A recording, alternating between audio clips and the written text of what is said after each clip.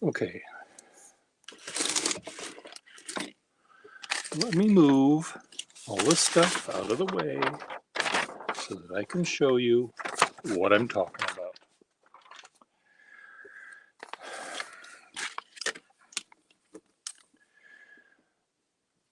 Here is our patient, and it's a nib that did it fix itself? Did I have elves over the night that fixed it when I was sleeping? That very well could have happened, or if I'm just testing it out and it's a new day and I think it was writing better than it was. That very well could be. So I'm not going to touch this. It seems to have fixed itself, but I will try to explain what was wrong with it. Every once in a while you get a nib and it's scratchy, and it can be scratchy. The easiest problem that a nib can have that makes it scratchy is that the tines aren't lined up. So if this is the two ends of the iridium, they're not like that, they're like this or like that. So you go this way and it's sharp. You go this way, it's smooth, but this way it's sharp. Sometimes it won't even write. So by taking the nib out and tweaking it, twisting it, maybe seating it back in the pen will make it work fine. Well, this pen yesterday had it's a rigid Waterman nib, which, why even bother writing with it, let alone trying to repair it if it's scratchy, because it's a rigid nib. But it had a certain fine rigidness, which I have a soft spot in my little heart for. So I thought, well, I'll try to fix it, try to make it write smoother. And looking under the loop,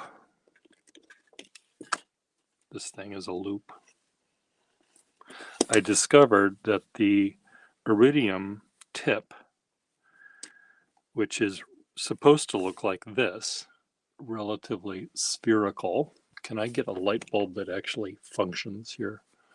Relatively spherical ball of iridium. In this case, sometimes the iridium shape might be more like this. That would be for a broad nib or a stub nib. This is a kneaded eraser, which is very good in describing how iridium shapes work, by the way.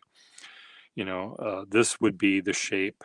Imagine this thing is cut in the middle, which I can do, and I will do in a second, but imagine there's a line down the middle that represents the split in the thing. That will resemble a stub nib, and but in this case, what had happened was, let's see if I can sculpt this. Let's put my sculpting powers to the test. Looking through the loop, I discovered that I'm going to try using this to sort of help me get to the point here. The one tine, I should have just cut this in half. One tine was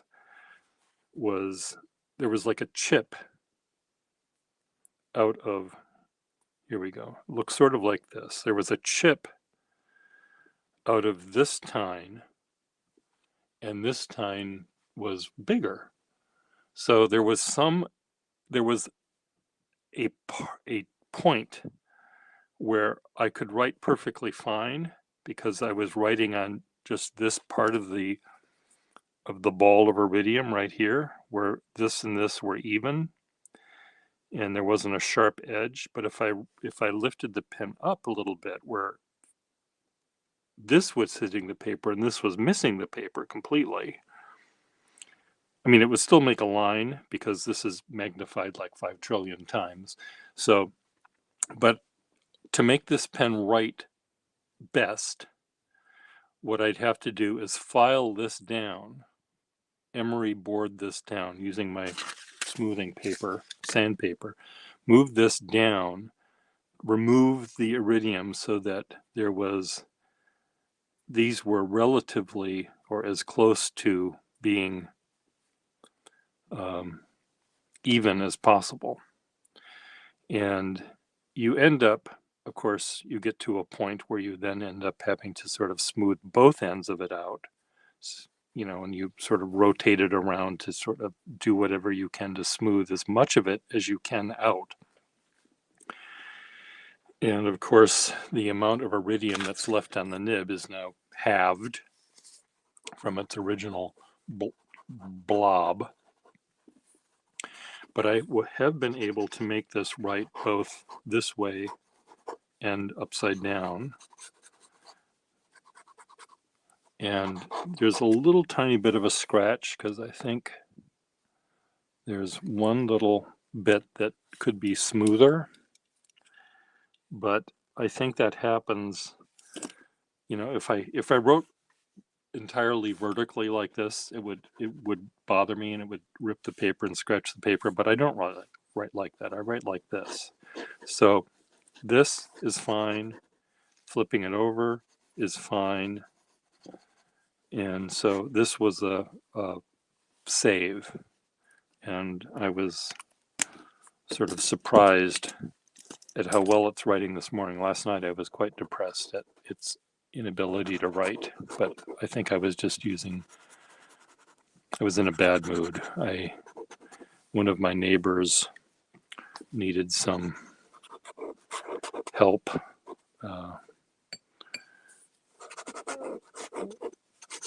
I'll leave it at that. Well, I have to describe it a little bit more. I needed to help an elderly person move from one part of her apartment to another part of an apartment, and it was a little bit difficult because it needed more than one person to do this, and the apartment was very crowded, and we were bumping into things, and the person that needed help was frightened as we were trying to help this person walk from one part of the apartment to another. And I just saw my future ahead of me.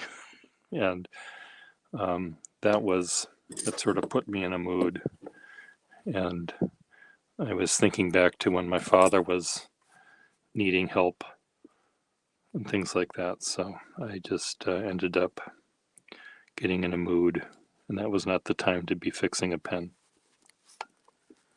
So for me, anyway, back to the nib grinding, if you look under the loop and you see clearly that the two halves of the nib, no matter what you do, tweaking it, if my thumbs were the nib and this was the eraser was the nib, if they're like this, you can tweak that together. This is an easy repair that doesn't involve removing any iridium. But if there is, for some reason, a chip out of the nib, where when they're together, they're like that, that's not going to work. Or perhaps, let's say you buy a pen that was used by someone who wrote for 70 years and was left-handed and wrote with a very heavy hand, and their iridium is worn down so it looks like this, but you're right-handed and you don't want to hold the pen crooked like this, you want to hold it like this, you might feel the need to even this out. Well,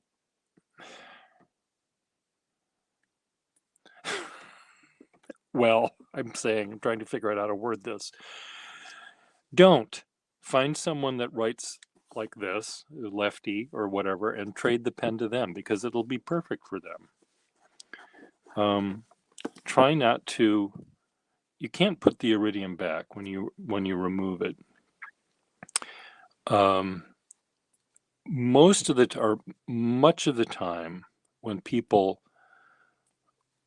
when the reason I called this nib grinding for dummies is oftentimes people will buy a brand new pen or a pen at a pen show or whatever, and they will think it's scratchy.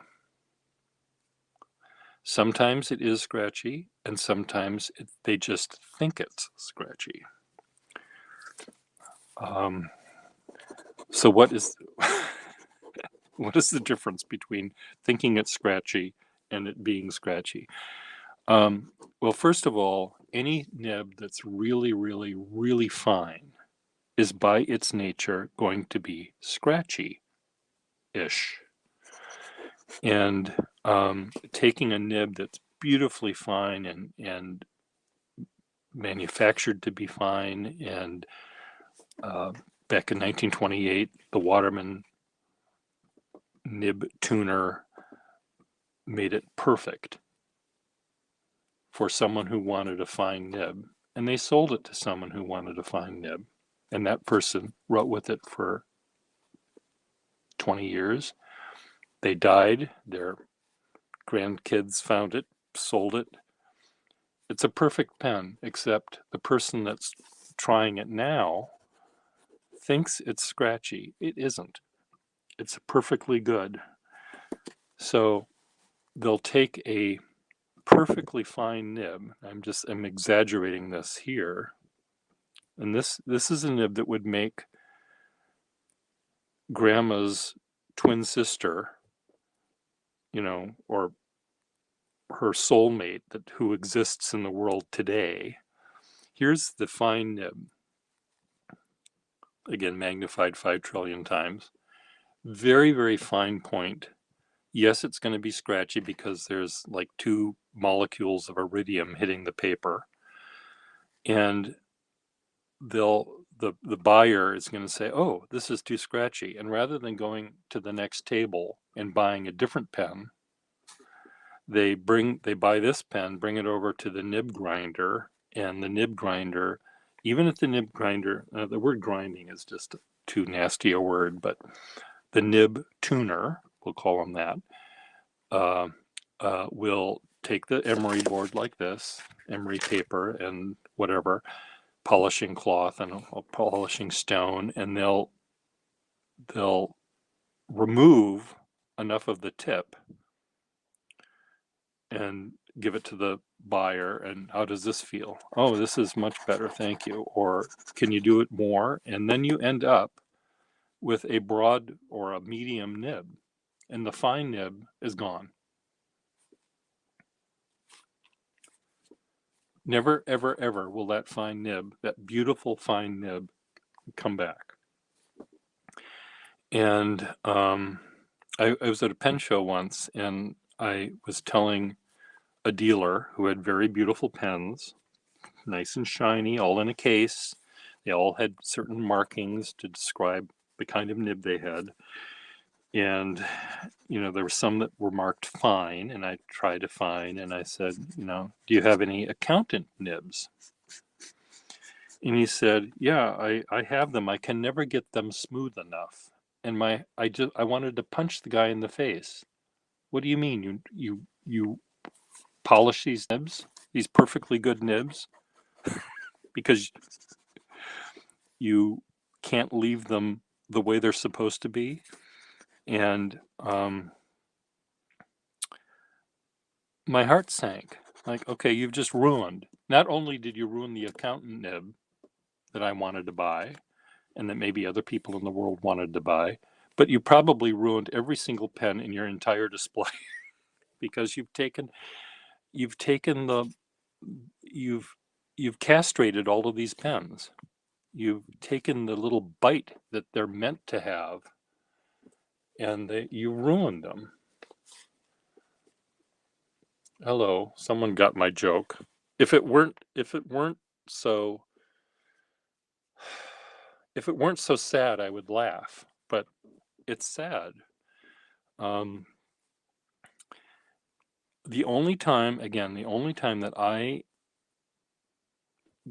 get this paper I've had for 20 years, and you can see how often I've used it. Almost all of this was getting this nib right, because this one had a big chunk of iridium missing, and I had to, file this down to get to that point. And I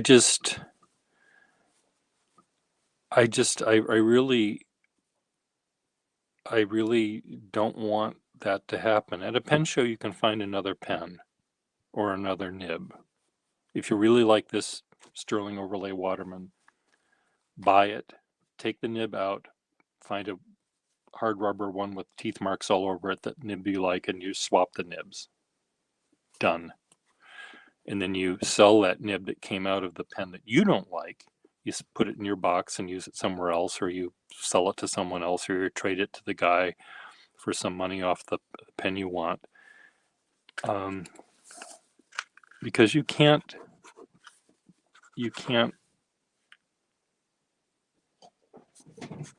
undo it.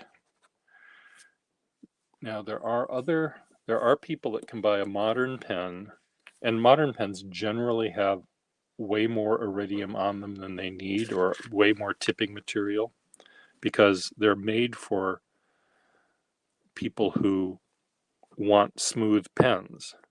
So if the pen has this big blob of iridium on the end of it, and there's enough that where you, the nib grinder, the nib tuner, or you, the owner of this pen, with a piece of paper like this, you could shape it to be a particular kind of a nib. If you're a calligrapher and you wanted a broad nib, a broad stub with a very hairline fine, you can create a nib that does that. It's going to be scratchy. It's going to have a sharp edge. You can round the very tip of this if you need to, so it doesn't dig into the paper, but it's also going to make the edge a little fuzzy. Most people that really like writing with a stub nib, that are calligraphers, want that side stroke to be almost invisible. Not quite, but they want that to be, and they want the downstroke to be sharp. They want the edge from the side stroke to the downstroke, they want that to be a 90-degree angle, or a sharp angle. They don't want it to be sort of a fuzzy angle. So if you have a broader side stroke of a nib, it's going to be fuzzier, rounder. If you want it sharp, you have to, it's like,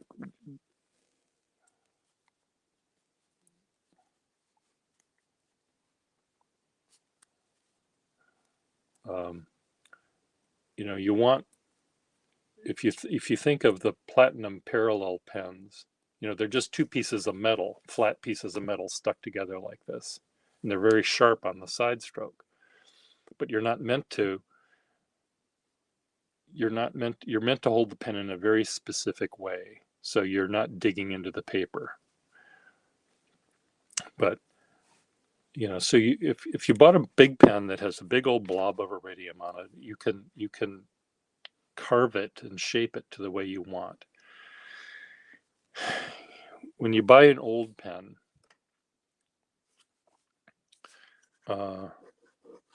especially a fine pen, a fine firm pen, or a fine flexible nib, you don't want to take anything off of it, because unless, as I described, it's broken, you have to even out the things. So you said, I got a stub flex off a random auction. pretty sure what you described earlier, why it became a stub flex, because someone had carved it down, or it might have been chipped and someone had made it even.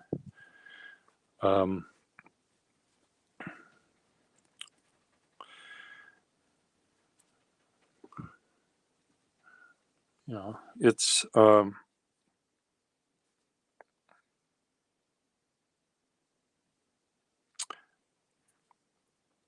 you know, shaping nibs. I mean, the people that do it. I'm not trying to say that the people that are doing these things at pen shows don't have talent and don't have ethics. Am I saying that? I don't think so. I'm not really saying that. They're doing what the customer wants, and that's perhaps ethical. No, that's ethical. But again, I really try to discourage this from happening. And there's enough options at a pen show to find a different nib. I just feel sad about nibs that have a certain character that is going to be removed by polishing the nib. You're taking the tooth out of the thing. Hey, Schiavello. Good night. Happy dreams. Are you? If you're still here, are you in Chicago yet? Or are you still trapped in the other side of the planet? Many times people will say that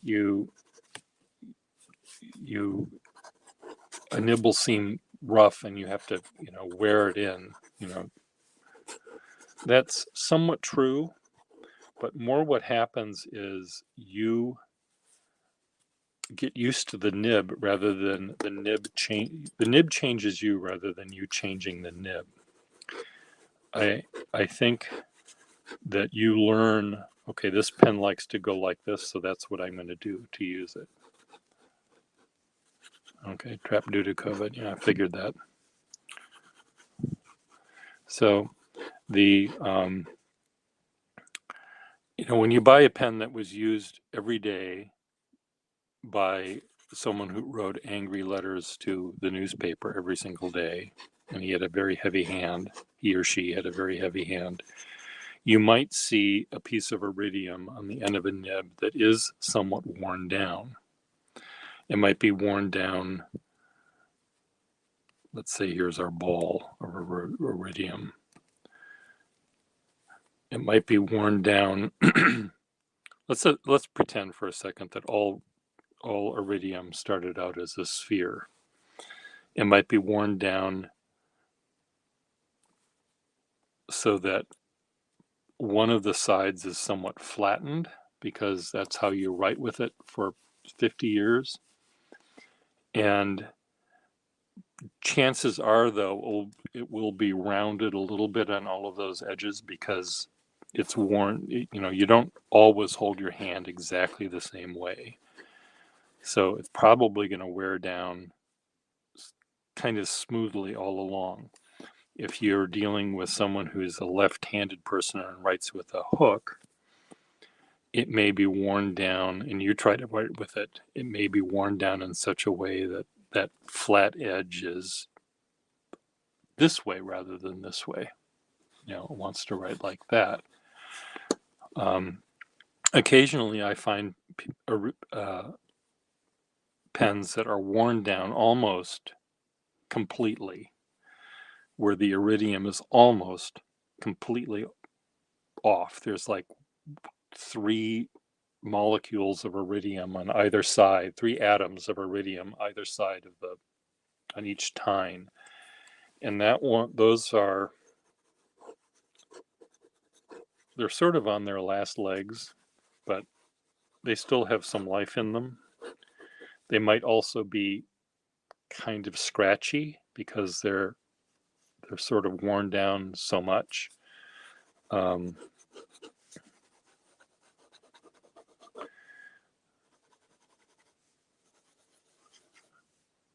And here on this one, I almost was thinking we were getting to that point, especially because I was filing it down to that point. Let's imagine here's our ball of iridium. Here's this side view of this pen. It was a very fine nib, so it came out a little bit like this. Just make it look better. Sort of flat on top. Here's the gold. Here's the iridium. And, it's sort of shaped like this now. So there's really not too much iridium up here at the top. It's sort of shaped like that. So here's the iridium.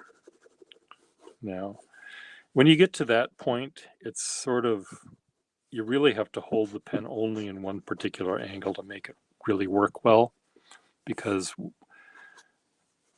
you do want to have the iridium be the part that hits the paper. If you have the gold hit the paper, like up here, if I wrote vertically, the gold is going to wear off really, really fast, and then you're going to get a sharp edge again. So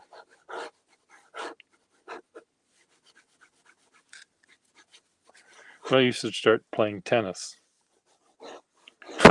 You do everything else, Schiavello.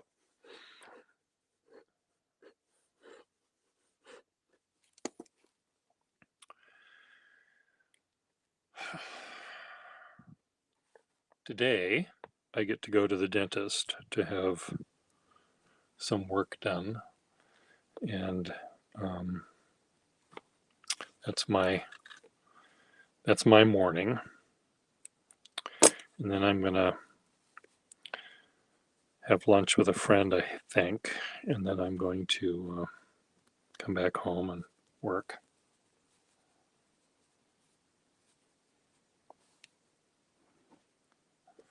Well, you could become a politician.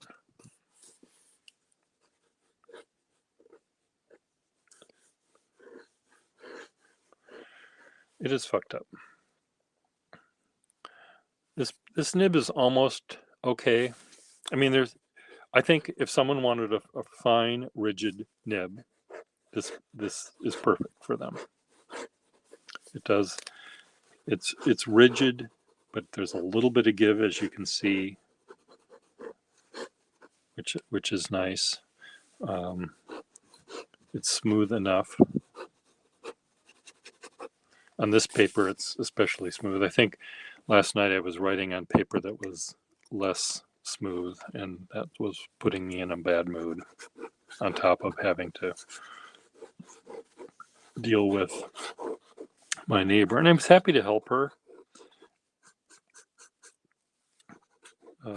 But it's clear to me, based on her apartment, that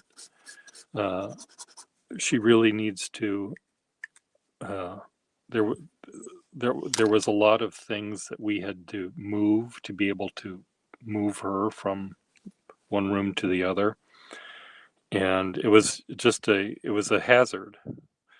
There were extension cords everywhere. There were things teetering left and right, and it could be very easy to imagine that this person could fall and break her hip, and then she'd be in tough shape. So she needs to have someone come in and help her reorganize her house and just say, you can't live like this. You have to make it's like child proofing a house. You have to senior proofing a house to make it functional.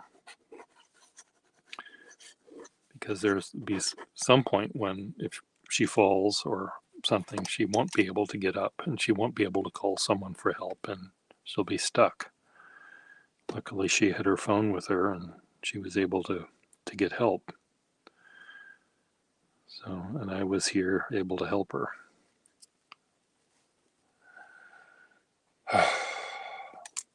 So, who else was in this room? Loxon Bay, are you still here in the room?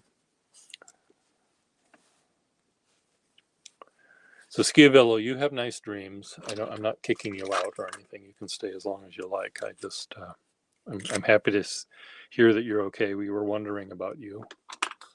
Some of the usual suspects here were wondering where you had been, where you had put yourself. Now, why is this here? I know. This is loose. Is it because this is cracked? Who knows?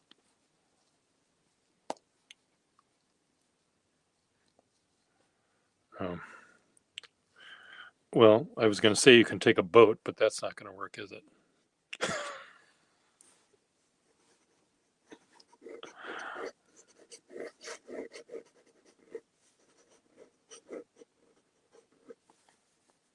This is a lovely little pen right here. This is loose. The section wants to sort of slide around.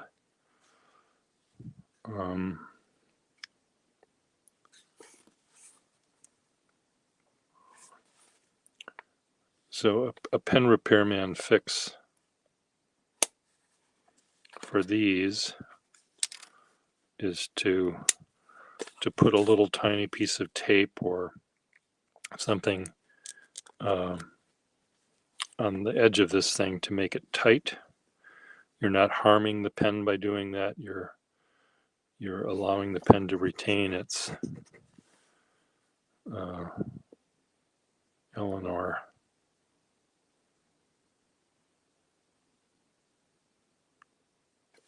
What's her name? Eleanor Elmwood. Let's look this up.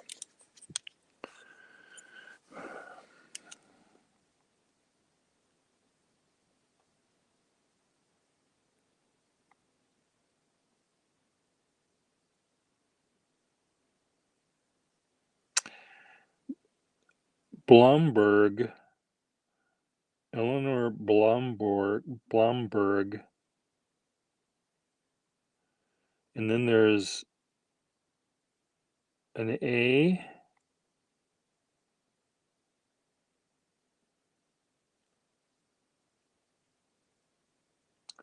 ACCP. I wonder if that's some sort of,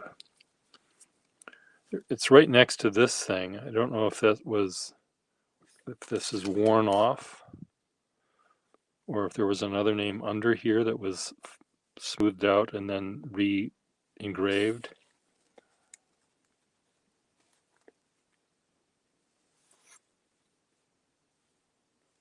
Oh, good.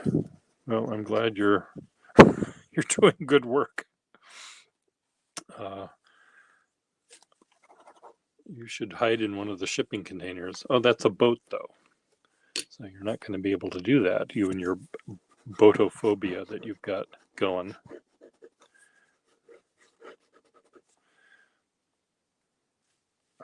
I'm afraid of adding this little piece of tape, though. There's something about this that seems a little...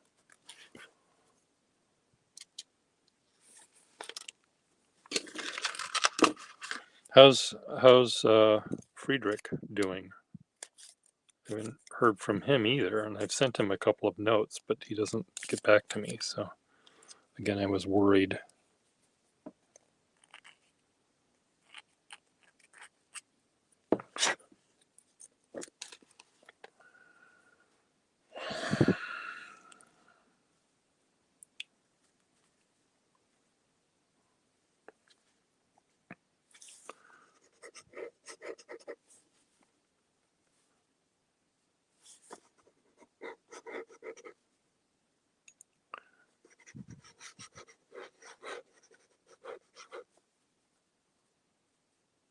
It's just this creeps out when you write with it. It feels like you're eating a ear of corn with a loose tooth. That's what this feels like.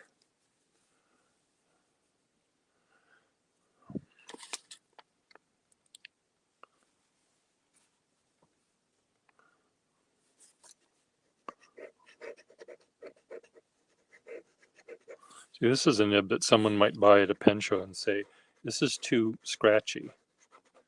and they'll take it over to someone's table, and they'll turn it into a nib that goes from there to like that.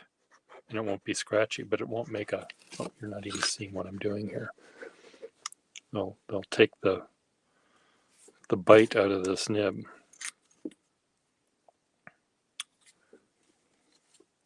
Okay, I'm going to find a little tiny piece of tape just to see if I can fix this.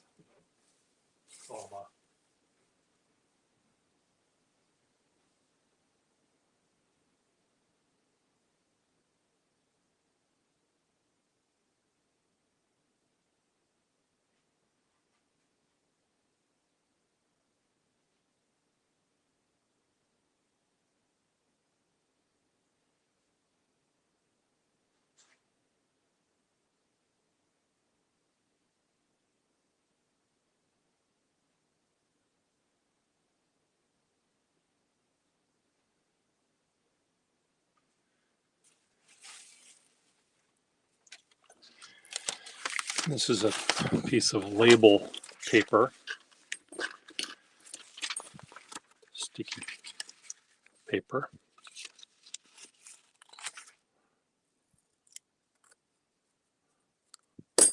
So it's just this much, the thickness right there.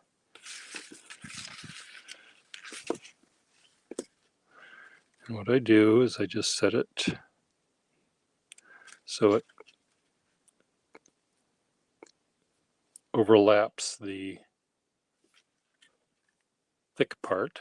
What happens back here is not really important. I can cut some of that off though. You want it to go behind. Let me draw this out for you. I can't because I've got the pen here. Okay, we'll try it this way. There's the cross section of this the cross section of the section. Here's where it fits into the pen barrel, and here's the sack nipple, and here's the sack. So you want the tape or the piece of paper to be back here where it's thinner and then goes up this way. If you just put it here, it's going to smush forward. So you have it go back a little bit like that. And then you slide this in. And now that's all you need to do. And now this doesn't come out. And I haven't harmed anything. I haven't glued anything. I haven't, and it's just friction fit. So this often happens with pens that are 100 years old or 80 years old or probably 10 minutes old for some pen companies where the plastics are uncured.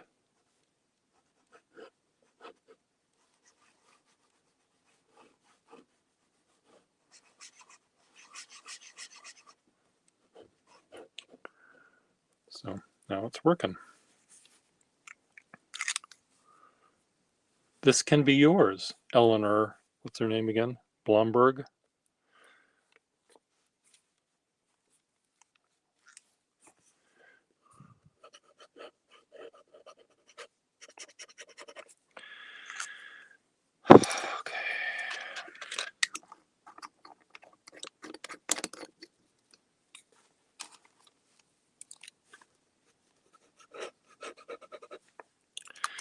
Okay, I got to get my ass in gear here. So I'm going to talk to you guys later. I've got to go to the dentist today, so need to take a shower and do all that other kind of stuff. Make myself look pretty. I know it's an impossible task. You don't have to remind me. I know. Pierre, look pretty. Are we talking about the same Pierre Gustafson? How is that even possible? Well, anyway, it was good. You can ramble anytime you want to, Schiavello. It's nice to see you, hear of you, and say hi to Friedrich for me. Tell him that I miss him too. Sorry I've been away so much, but yeah. Schiavello, I need 10 crowns. Not 1, not 2, not 3, not 4. I need to use all of my fingers to count up how many crowns I need. And I'm not even royalty.